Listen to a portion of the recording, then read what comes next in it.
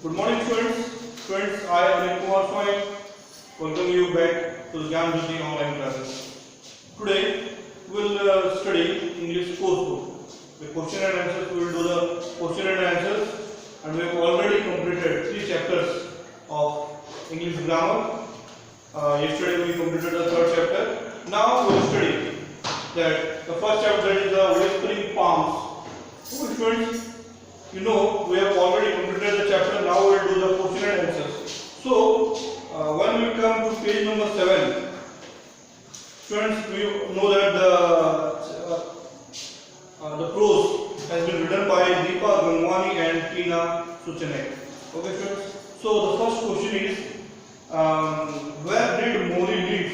So, this from comprehension A1 answer this question. The first question starts, where did Mori live? And the answer is, students, Mori lived in a beautiful coconut grove next to a small blue lake. You may have studied in the chapter that she was staying near a small blue lake. Usually the color of the lake is, of the water is blue. Then students, next is, what did Mori do every morning? So what did she do? Then the answer is, Mori balanced a big empty basket on her head as she walked to the lake. So what was she doing? She took a basket that was very big and empty also. She took it on her head and then she took go to the lake, walk to the lake. Then student, the third one is, what did Mori say while fishing with her father one morning? So while fishing with her father, what Mori said? Mori ने क्या बोला अपने पिताजी को? ठीक है बच्चों, देखो यहाँ पे आंसर मैं पढ़ रहा हूँ. She said that if they caught so many fish one day, there wouldn't be any left. इसका मतलब है बच्चों, अगर हम कुछ दिन बाद अगर इतने सारे मछली एक साथ अगर हम पकड़ लेंगे तो क्या वहाँ पे मतलब मछली रहेंगे क्या? नहीं रहेंगे. तो ये उसका आंसर था. फिर बच्चों नंबर 4 का है, what did the palm leaves whisper to Mori's mother. ये मैं अभी आपको लिख के बताऊंगा.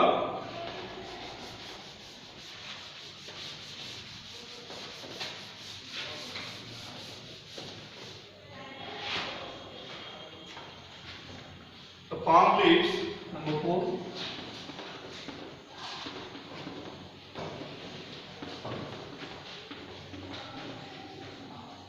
The palm leaves whispered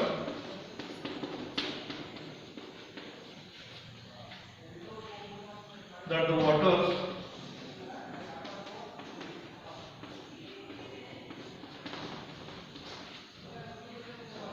waters and the land had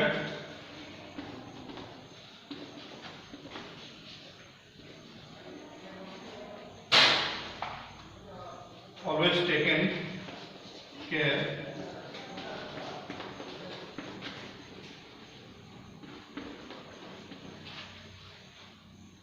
of our family.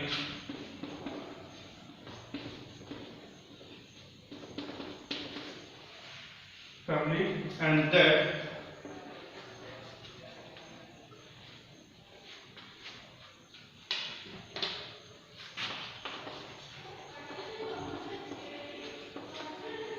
she had to take care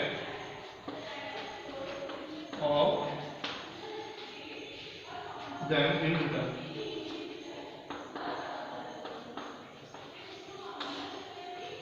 देखो तो इसका मतलब क्या है? क्वेश्चन है कि what did the palm leaves whisper to Morris mother. Means palm leaves जो है वो मोरिस मदर से क्या बोलते हैं? वो क्या बोल पाएंगे क्या? जो पेड़ पौधे हैं वो उनका जुबान नहीं, वो बोल नहीं पाएंगे. ये एक काल्पनिक कहानी है. ठीक है बच्चों, देखो यहाँ पे क्या लिखा है, the palm leaves whispered the waters and the land had always taken care of a family. मतलब जो जमीन है, जो पानी है, वो हमेशा उनका ख्याल रखे हैं. टेकन केयर मीन्स उनका ख्याल रखे हैं पूरे फैमिली का. और इसीलिए that she had to take care of them in turn. उसके बदले में अगर जैसे कि बच्चों कोई हमको हेल्प करता है तो हम उसको क्या हेल्प करते ही नहीं दोबारा. वैसे ही वो बोला गया है कि अगर वो हम आपका हेल्प कर रहे हैं, आपका टेक केयर कर रहे हैं, तो आप भी हमको टेक केयर करना उसके बदले में. ठीक है बच्चों, देखो सबसे आखिरी क्वेश्चन अभी है, Why did Mori's mother stop her from plucking coconuts from the tree? जो मोरिस मदर है वो मोरी को जो नारियल पेड़ है, पाम ट्री है, वहां से वो नारियल तोड़ने के लिए क्यों मना करती है, वो अभी हम देखेंगे।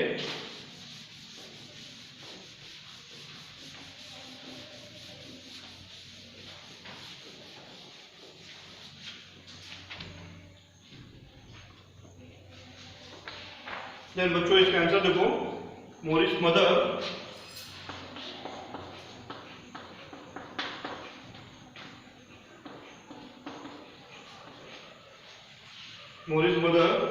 told her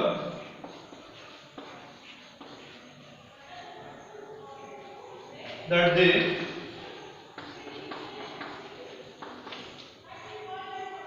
had to only use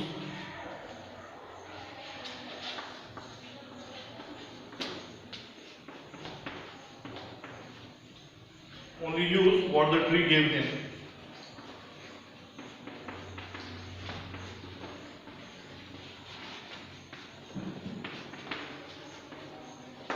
बच्चों देखो इसका मतलब क्या है, मोरिस मदर उसको बोलती है, मना करती है, क्योंकि वो बोलती है कि हमको जो ट्री हमको जो देता है वही हमको यूज करना है और कुछ यूज नहीं करना है। ठीक है बच्चों, यही हमको अभी हम नेक्स्ट आगे पढ़ेंगे।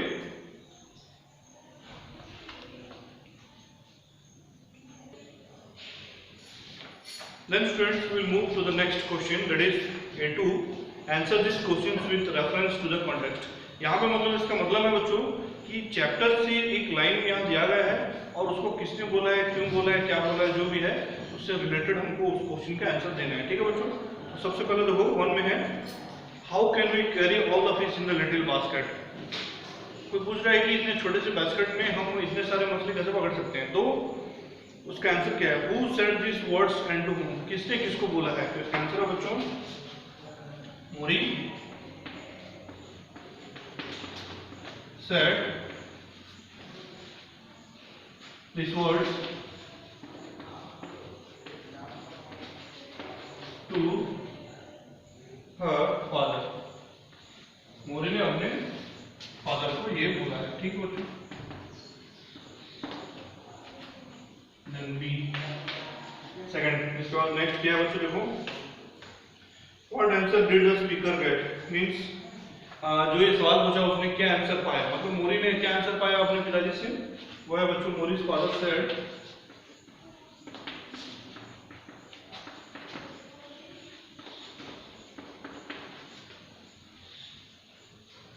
they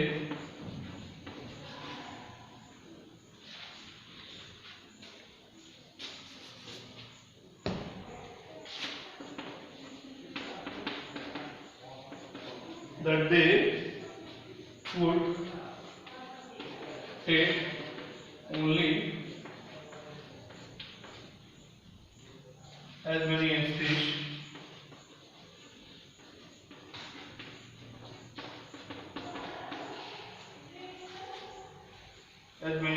as fitted into the basket.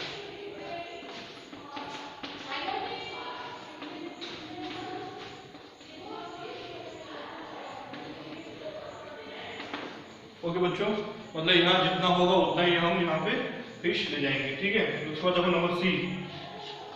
ठीक है, क्वेश्चन क्या बच्चों देखो, how did the speaker react to the answer, means जो स्पीकर है वो कैसे रिएक्ट करती है। ठीक है, उसका इसका आंसर है, मोरी वाज पजल्ड, मीन्स कंफ्यूज हो जाती है वो। ठीक है बच्चों, उसके बाद देखो नेक्स्ट कॉन्टेक्स्ट में क्या है, नेक्स्ट लाइन क्या है, how we have taken only fallen coconuts for these things, means जो कोकोनट नीचे गिर गया है वही हम ले गए हैं। तो वो किसने बोला, क्या बोला, वो हम देखेंगे। who said these words and to whom, Morris father, देखो बच्चों 2 का है, 2 का लिख रहा हूँ, मोरिस फादर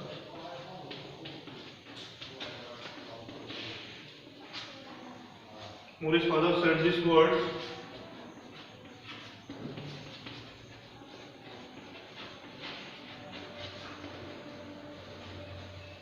to Mori.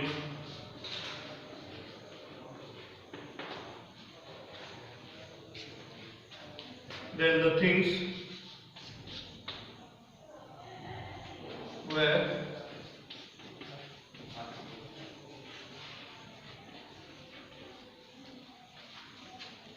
देखो बच्चों नेक्स्ट है what things in the speaker is the speaker talking about. Speaker कौन कौन सी चीजों के बारे में बात कर रही है, ठीक है। तो नेक्स्ट है the things were soap, then brooms and mats,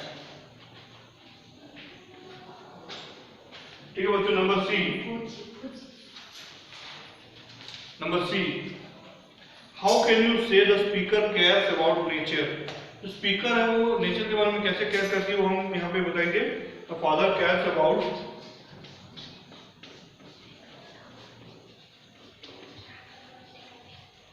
बच्चों मैं इसको अभी मैं ऊपर लिखता हूँ, नीचे जगह नहीं हो रहा है।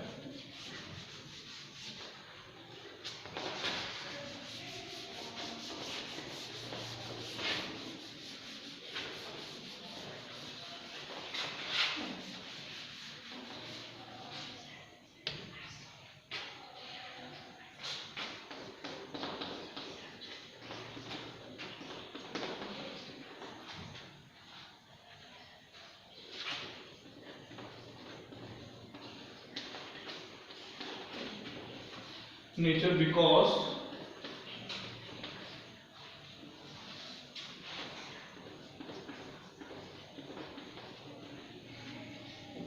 it does not take care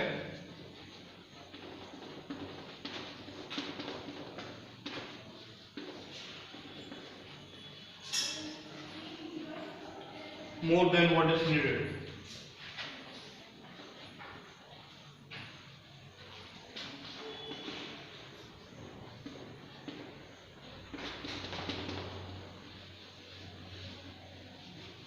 More than what is needed and does not waste anything either, and does not waste anything either.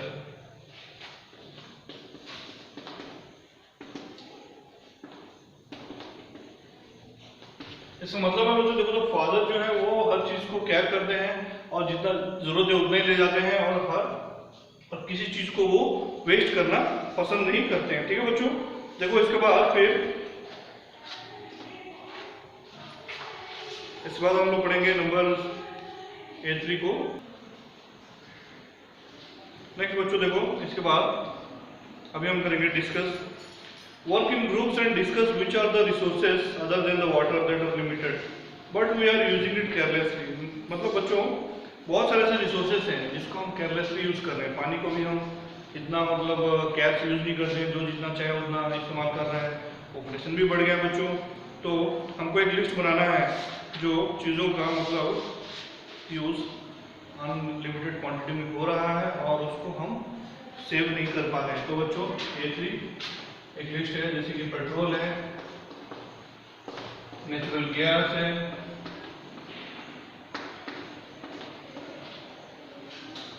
Then phosphorus है,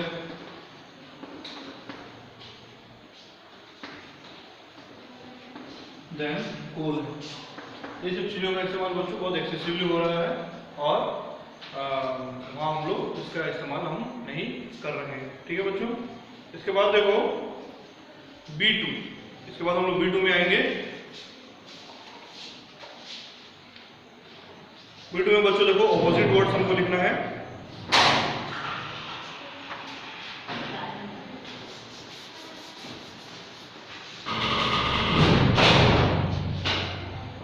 ऑपोजिट सबसे पहला है बच्चों क्विकली,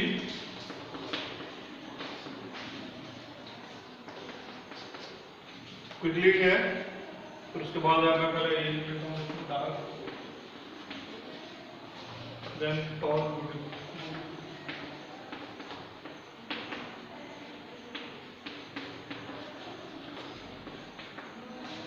देन क्लीन,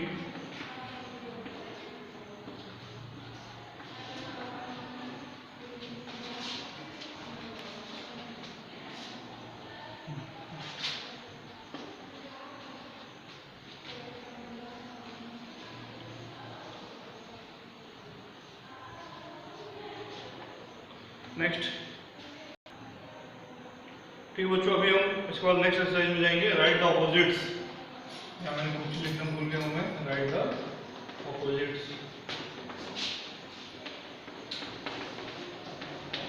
यहाँ क्या करना है बच्चों, देखो क्विकली का स्लोली होगा, डार्क का लाइट होगा, टॉल का शॉर्ट होगा, ब्यूटीफुल का अगली होगा और क्लीन का डर्टी होगा। ठीक है बच्चों, ऑपोजिट मतलब उल्टा शब्द, उसका जस्ट विपरीत शब्द क्या होगा। ठीक है बच्चों, इससे आगे हम लोग बढ़ेंगे अभी B3 में। देखो बच्चों, यहाँ क्या करना है, यहाँ पे कुछ ग्रुप ऑफ वर्ड्स दिए गए हैं, उसका जो राइट आंसर है, यहाँ पे 4 ऑप्शन दिए गए हैं, उसको हमको ठीक करना है। सबसे पहले देखो B2 का, tick the correct spellings of the words defined below from the given options. यहाँ पे जैसे कि एग्जांपल में दे रहा हूँ, a small group of trees, small group of trees.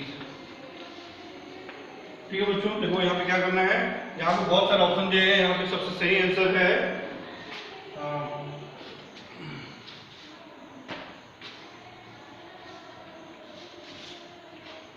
Group. ठीक है बच्चों, यहाँ सबसे सही आंसर यहाँ पे क्या है बच्चों, देखो इससे पहले हम लोग एक जो सेंटेंस पढ़ चुके हैं उसमें ये वर्ड का यूज किया गया है, और ये है एक स्मॉल ग्रुप ऑफ ट्रीज, उसका आंसर होगा बच्चों ग्रुप। ठीक है बच्चों, देखो इसके बाद कंफ्यूज्ड, सेकंड जो है वर्ड कंफ्यूज्ड, कंफ्यूज्ड का सही आंसर होगा बच्चों पजल्ड, कुछ चीजें सही में समझ में ना आना। ठीक है बच्चों, इसके बाद देखो नंबर 3 सेव, सेव का मतलब होता है बच्चों बचाना, तो वहां उसका एक रिलेटिव वर्ड क्या है रेस्क्यू, रेस्क्यू मीन्स बचाना किसी को। ठीक है बच्चों, उसके बाद नंबर 4 क्लोथ्स, कपड़े जो है बच्चों cloth that need to wash, जैसे कि हमारा जो कपड़ा गंदा हो जाता है उसको क्या क्या बोलते हैं बच्चों, उसको हम लॉन्ड्री में दे देंगे कि किसी धोबी के पास दे देंगे, तो दैट वो पर्टिकुलर वर्ड क्या है, वो है लॉन्ड्री।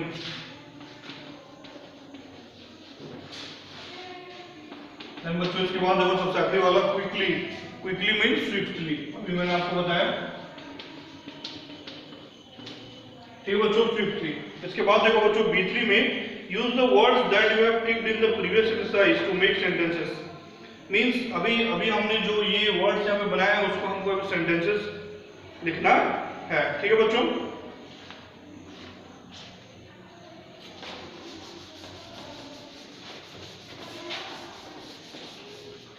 तो सबसे पहला सेंटेंस है बच्चों, देखो B3 में सबसे पहला सेंटेंस है We were playing hide and seek in a group of trees, means लुका छुपी जो हम बोल सकते हैं बच्चों, we were playing hide and seek in the group of trees।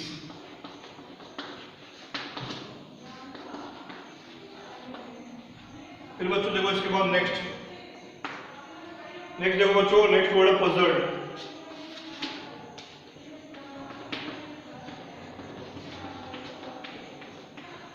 Ravi was puzzled when I asked him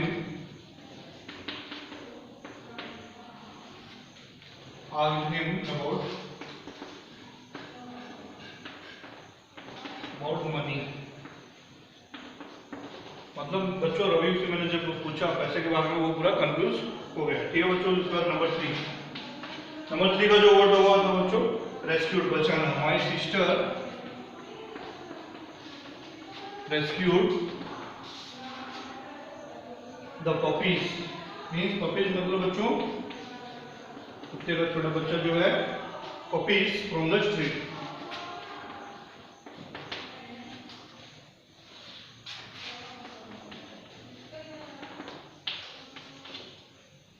उसके बाद बच्चों laundry, I have a lot of laundry. I have a lot of laundry for this weekend, means मेरे बहुत सारे गंदे कपड़े हैं। ठीक है बच्चों, वीकेंड का मतलब होता है शनिवार रविवार आप बोल सकते हैं, फ्राइडे को भी बोल सकते हैं कभी कभार। सो बहुत सारे गंदे कपड़े हैं, क्योंकि बच्चों गंदे कपड़े को ही धोया जाता है। ठीक है बच्चों, इसके बाद सबसे आखिर में number 5 swiftly the man went out from the office. Swiftly means आसानी से, स्विफ्टली द मैन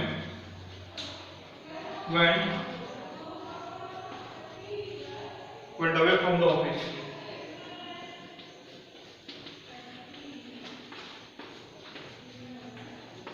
ठीक है बच्चों, ये हो गया सेंटेंसेस मेकिंग। फिर उसके बाद बच्चों ग्रामर सेक्शन आता है,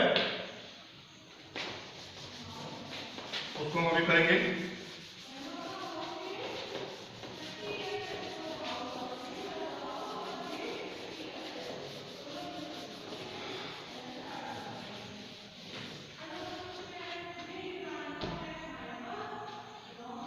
ग्रामर सेक्शन में बच्चों देखो, सबसे पहले है कॉमन नाउन प्रॉपर नाउन के बारे में यहाँ पे दिया गया है। ठीक है बच्चों, तो यहाँ पे C1 में एक एक्सरसाइज दिया गया है, underline the nouns in this sentences, identify whether they are common noun और प्रॉपर नाउन। मींस सेंटेंस दिया गया है, उसमें कॉमन नाउन क्या है, प्रॉपर नाउन क्या है, वो यहाँ पे हमको चेक करना है।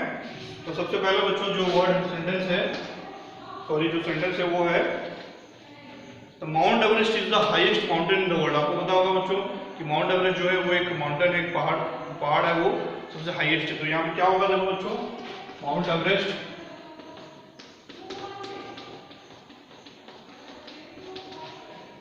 जो है वो है प्रॉपर नाउन।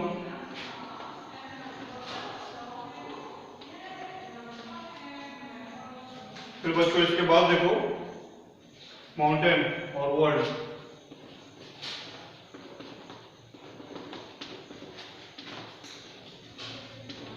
वर्ड जो है कॉमन नाउन।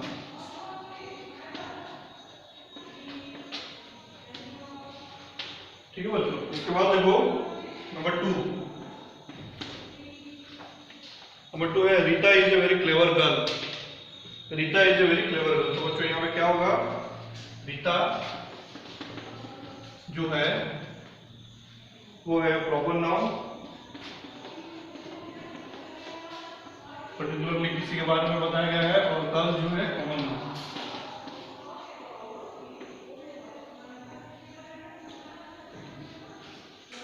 ठीक है बच्चों, इसके बाद देखो नंबर 3 मैरी। मैरी जो है प्रॉपर नाउन है। फिर उसके बाद देखो बच्चों ब्रेड बटर ब्रेकफास्ट,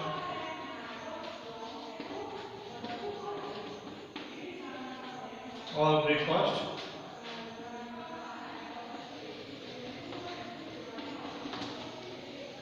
बच्चों देखो ब्रेड बटर ब्रेकफास्ट, यहाँ पे क्या है क्वेश्चन, सॉरी स्टेटमेंट क्या है, Mary likes bread and butter for breakfast.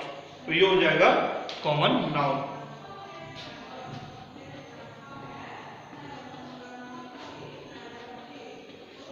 ठीक है बच्चों, इसके बाद नंबर 4 क्या है, June is a very hot month in Delhi. तो ये हो जाएगा बच्चों जून प्रॉपर नाउन, जून हो जाएगा प्रॉपर नाउन बच्चों। फिर उसके बाद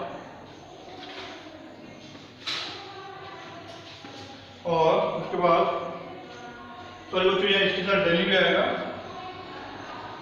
क्योंकि पर्टिकुलर जगह का नाम है। ठीक है बच्चों, उसके बाद देन मंथ जो है वो है कॉमन नाउन। ठीक है बच्चों, इसके बाद नंबर 5 में आपको बता रहा हूं, Pandit Nehru was India's first prime minister. तो यहाँ पे पंडित नेहरू हो जाएगा प्रॉपर नाउन, और प्राइम मिनिस्टर हो जाएगा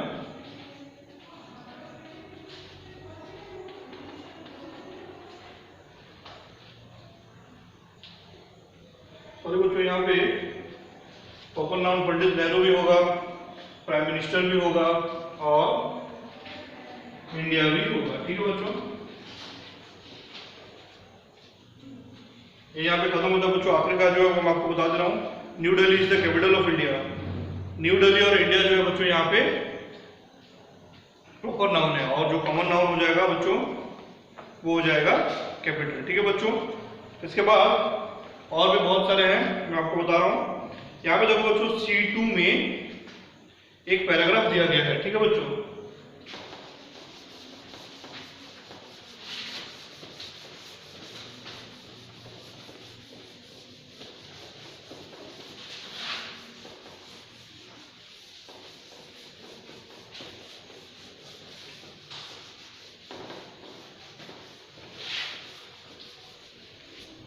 C2 में एक पैराग्राफ दिया गया है, उसको हमको यहाँ पे प्रॉपर कॉमन और कलेक्टिव नाउन जो है उसको हमको ऐसे मतलब एक ग्रुप बना के वहां पे लिखना है, ठीक है बच्चों। देखो मैं पैराग्राफ आपके सामने पढ़ के सुना दे रहा हूँ। Tom was playing with his army of toy soldiers when his dog Duster ran in. Tom threw a ball for Duster to catch but the ball hit a chest of drawers on which Tom's pencil books and was with a bouquet of flowers were kept. The vase broke. Hearing the noise, Tom's sister Annie came running. Means वो यहाँ पे Tom, उसका जो एक कुत्ता है duster और उसकी जो बहन है उसकी कहानी है, छोटा सा कहानी है बच्चों, उसको हमको यहाँ पे लिस्ट बनाना है। सबसे पहले बच्चों देखो ये है C2 का, ये है प्रॉपर नाउन, ठीक है बच्चों यहाँ पे। इसके बाद है कॉमन नाउन,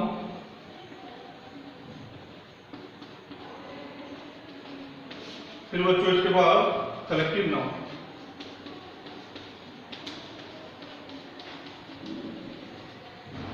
तो यहां पे बच्चों सबसे पहले यहां पे आ जाएगा टॉम, डस्टर, यहां पे बच्चों हम लिखेंगे सोल्जर्स, डॉग, कलेक्टिव में बच्चों यहां पे होगा आर्मी, बुके। फिर बच्चों देखो इसके बाद और भी बहुत सारी चीजें हैं।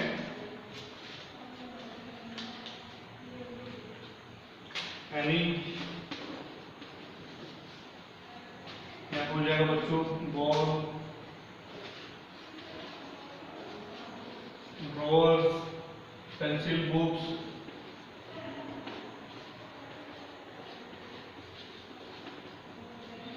वास, फ्लावर्स, यहाँ मैं लिख दे रहा हूँ, ठीक बच्चों ये हो जाएगा यहाँ पे। फिर उसके बाद बच्चों और भी कुछ कुछ चीजें हैं, वो मैं आपको अभी कुछ देर में बता रहा हूँ। नेक्स्ट इज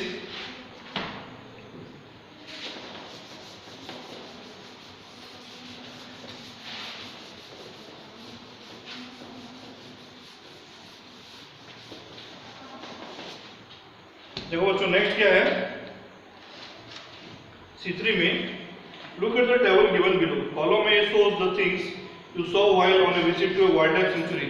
मतलब बच्चों जू आप कभी गए हो, कोई वाइल्ड लाइफ सेंचुरी गए हो तो उसके बारे में यहाँ पे दिया गया है। यहाँ write the collective nouns for them in column B दिया गया है, ठीक है बच्चों। कलेक्टिव नाउन्स हमको यहाँ पे यूज करना है। सबसे पहले C3 में सबसे पहले है A में टूरिस्ट।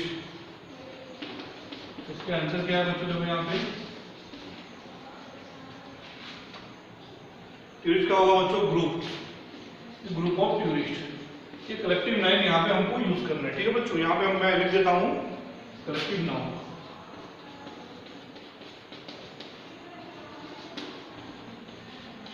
फिर बच्चों देखो इसके बाद हमको क्या दिया गया है, मंकीज। आप कभी देखो, कभी जू जाने से देखे होंगे मंकीज को। तो ये हो जाएगा बच्चों क्या, ट्रू। उसके बाद हम लोग देखेंगे प्राइड, ये हो जाएगा, सॉरी मैंने गलती कर दिया, पेंसिल लिख दिया है, ये पेन होगा लायंस, ये हो जाएगा प्राइड।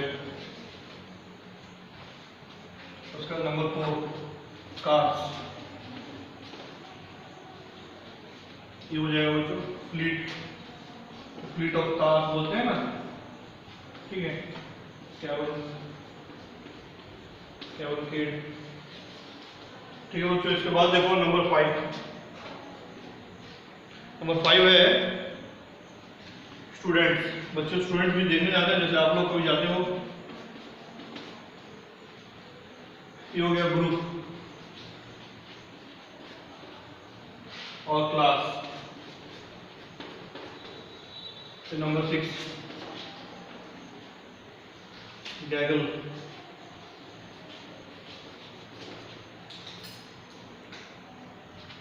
तो नंबर 3 होगा गीस। मैंने आंसर लिख दिया, ये होगा गीस, आंसर होगा गैगल।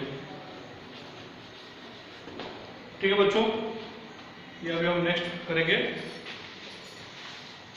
नेक्स्ट एक दो वर्ड्स रह गए हैं।